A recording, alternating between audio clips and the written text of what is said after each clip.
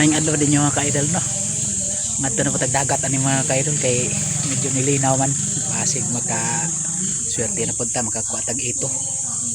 O kugita. Ang akong kaluha sagdala na kay nakakuha na abala sa itong mga pangita. Magpapagabot gikan to sa dagat mga ka-idol. Tara to kong kuha ay. Mga ni kong kuha mga ka-idol ay. Napo ka buok buntog o ganing na mga tawag lang danggit. Ngita mo sa kong kaluha na dito nagsugba. Tayo nagsugba may lang pan masugo na to panagsapod kay sige lang po nagsunsunod. Dali nagluto diha kambal kay gutom na. Gutom ko na siya. Pamoy trabaho na siya gud. Sige lang nagkaupaw lang na. Okay mga ka-idol, sa sunod na video salamat yung pagtanaw. Bye bye.